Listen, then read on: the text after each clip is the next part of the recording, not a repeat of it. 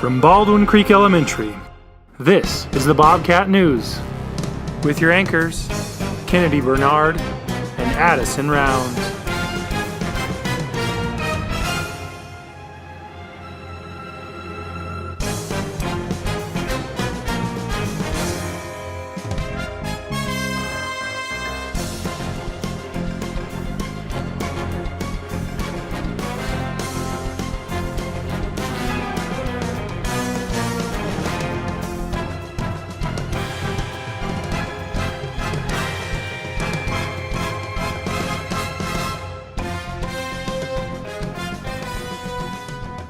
Where every Bobcat matters every day. Welcome, Bobcats. Welcome. The order for this week is, when does Christmas come before Thanksgiving? You may have noticed that we have some student teachers in our school. Erica is going to interview Mrs. Stewart, who has been working with Mrs. Hitchcock. And Jacob is going to interview Mr. Tucker, who has been with Mrs. Park. Hi, I'm here with Miss Stewart. Miss Stewart, how do you think student teaching will help you become a good teacher? I'm learning a lot about how to manage a classroom and how to prepare lessons and just how to get to know the kids better and to get to know their needs. And that's the kind of teacher I want to be, is the kind of teacher that connects with kids and how to get to know them and their learning styles and different ways to talk to them. Do you enjoy your time here in Baldwin Creek? I do. I enjoy it a lot. I'm going to miss it when I leave. Is there anything would you want to add? Just that you guys have a great school. I love the community that you have here, and it's something that I'll keep with me and that I want to learn for my own classroom. Thank you. Thank you. Hi, I'm Jacob, and I'm here with Mr. Tucker, one of our student teachers. What have you learned from this student teaching? Well, I've learned a lot about working with fifth grade, and particularly you and the other people in Miss Park's class, and there's been a lot of lessons about what it's like to actually work in a school as opposed to just go to school to be a teacher, so it's been a great experience so far. How will this help you get a job as a teacher? So to get your certificate that says that you're allowed to be a teacher, most places, including Wyoming, like you to complete some time as a student teacher. So the University of Wyoming, where I go to school, sent me here so that by the time I'm done with school, I am ready to get that certificate. Thank you. This week was Random Acts of Kindness Week. Olivia has some information about kindness and how we can show others that we care. Hey Bobcats, so this week is Random Acts of Kindness Week. There's this board in the hallway and it's the Random Acts of Kindness Ideas board. So what you do is you take one out of an envelope, leave a letter in a library book.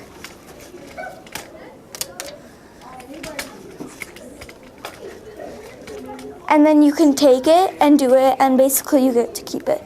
If you don't like yours, of course you can put it back and then get another one, but yes. But one thing to remember when you're doing Random Acts of Kindness is that people don't need to know who did it. They don't need to know that you did it. It's random for a reason.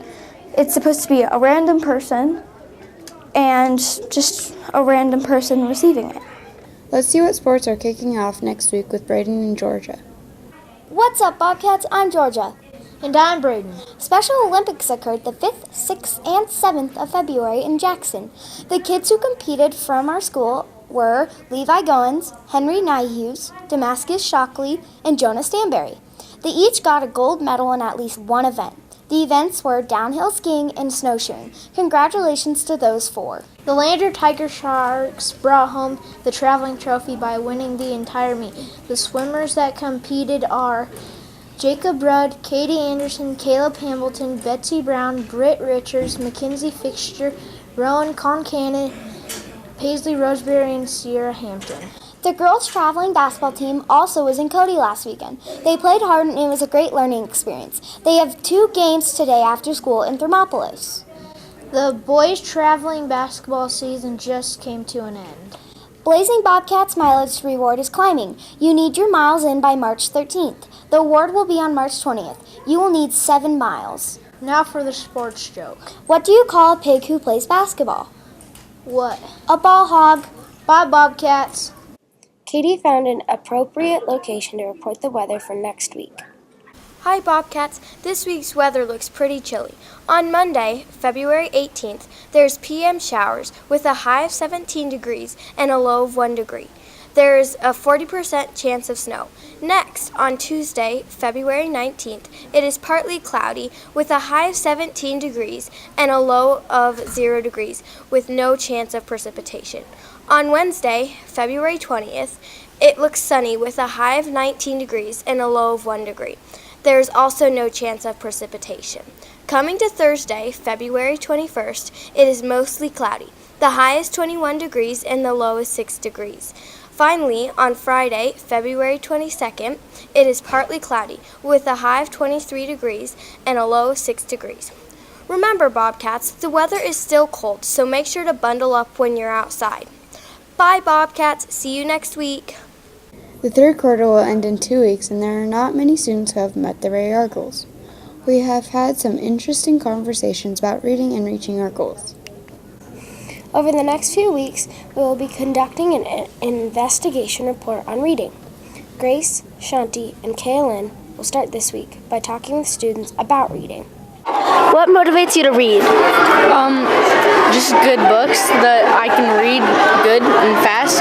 And I like that we can read for points and that we can do something fun if we have a goal. What motivates you to read? I like reading really good books. What motivates you to read? What motivates me to read is I just really love it because when you read you get like stuck in the book and it's not like watching a movie because you're not watching a screen, you're reading words. What challenges do you face when reading? I really do. I get like it's really hard to like understand a word, but when I read a word and if I don't understand it, I'll just try to I'll like read it, keep reading it like a couple of times, and then read other parts of the book, and then it will probably give me know what it is. Thanks. What motivates you to read? I just really like reading, so I read a lot. Okay. What challenges do you face when you're reading? My AR accuracy. What motivates you to read? Just getting AR points, and I just like reading because it gives me something to do.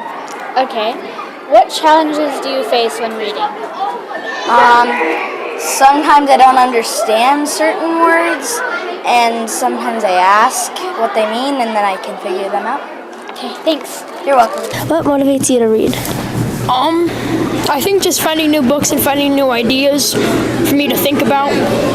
Okay. What challenges do you face when you're reading? Not getting distracted and like with difficult words that I don't know. Thank you. What motivates you to read?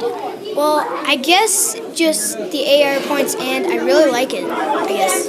Yeah, okay. What challenges do you face when reading? I don't know. I guess finding a book is really hard for me because I don't know if I'll really like it, really, because I might start a book and then not get into it, and then not be able to finish it because I'm not really that into it. Thanks.